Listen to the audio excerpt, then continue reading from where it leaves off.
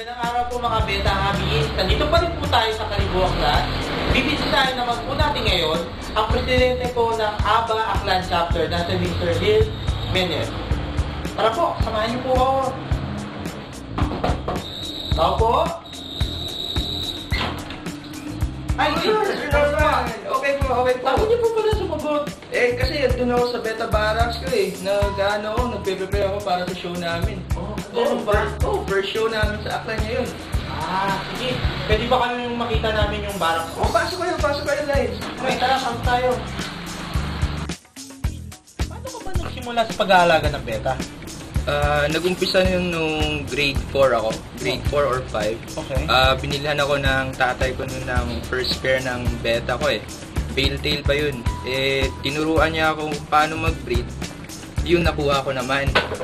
After nun, medyo nagpahinga ako. Bumalik ako nung mga 2008. Tapos din na ako nagka-interest muli. Tapos ayun, nag-search ako, nag-google ako, nag-research. Nakita ko yung ABA. Yun, nag-login ako sa nag-register ako sa forums nila. Tapos dun ko na nakuha yung mga basics ko. So, ganun ka pala nagsimula sa pag-aalaga ng beta? Paano ka mag-breed ng beta mo? Sige, may setup.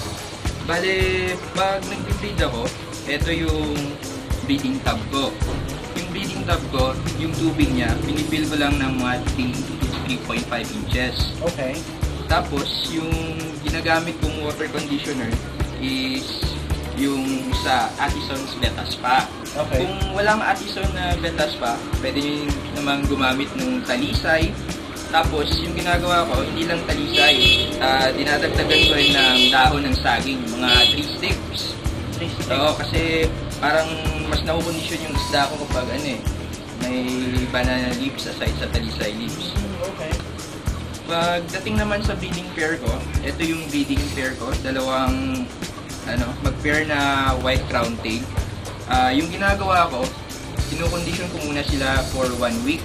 At least 1 week. Bali, pinapakain ko sila ng live foods, kiti-kiti, chubifex. Tapos, ni-interchange ko naman sa Addison's. Bali, minsan, sa umaga, yung live food, sa hapon yung Addison. Okay. Tapos, after 1 week, ilalagay ko yung male sa tub. Tapos sa ganitong tub. Lalagay ko ganyan siya. ka maglagay. Binubuhos mo lang. Binubuhos ko lang. Tapos, yung ginagawa ko is meron akong ginawa na improvise kong chimney.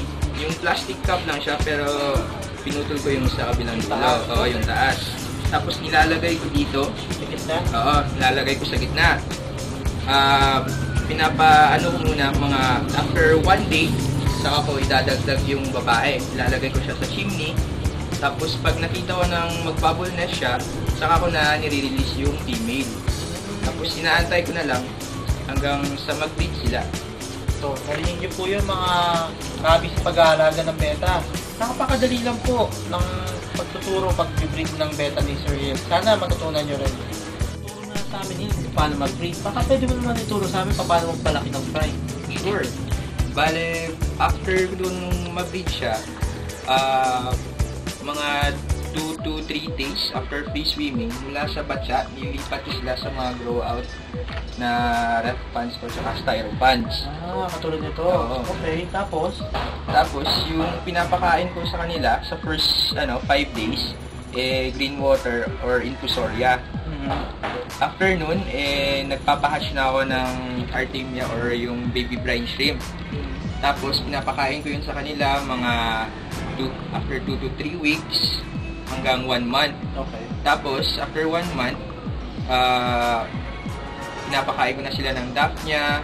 Tapos, after mga 1 month and a half, chubifex na. Okay. Hanggang sa lumaki sila ng mga 1 inch. After nun, pumipili na ako ng mga bala kong i-groom, tsaka doon na nag-uumpisa. So yung mga i-groom mo, integrate mga ilang buwan bago mo sila tanggalin dito sa mga styropads tsaka yung rec pads mo? Tinatanggal ko sila mga 2 months. 2 months? Oo, tapos dun na ako nagsa-start mag-groom. So madali lang pala. After 2 months, madali. lipat mo na lang pala sila. Yes, madali. Salamat. Turo mo naman sa amin paano mag-groom ha. Sure. After mo mapalaki sila, 2 months, sabi mo, paano ka mag-groom? Nilalagay ko sila sa 2.5 gallons na tank. Katulad ito, ganito kalaki.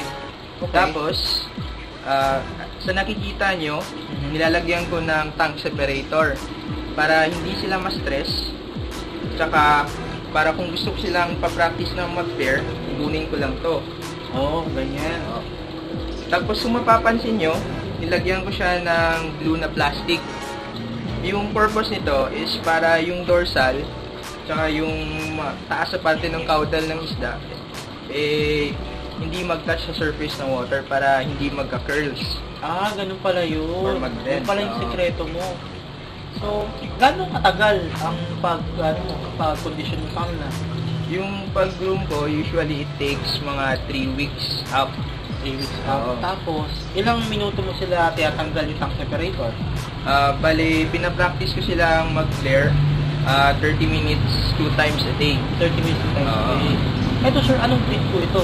Ito po, yung ginawa kong HSBK na project ko po. Ito naman? Ito naman po yung Salamander Hackney ko. Ganun ba? Ganda po. Meron ka bang gustong pasalamatan? Unang-una, gusto kong pasalamatan ang Asian Beta Alliance, lalong-lalo na ang aming presidenteng si Ken Perchua sa pagsuporta niya sa amin. Gusto kong pasalamatan si God, ang parents ko na walang sawang sumusuporta, ang Aklan APA chapter, tsaka ang local club namin, ang Beta Cannons. Maraming salamat sa pagsuporta nyo. Okay. At sana, huwag kayong magsawang mag-breed at mag-alaga ng beta. Napakadali po. Tapos kung gusto niyo na po, maging member kayo ng ABA. Masaya po dito, marami kayong makikitang kaibigan at lalong-lalong dadami pa ang mga beta nyo. Okay, thank you, Ir. Maraming salamat din. Pag-good luck sa interview.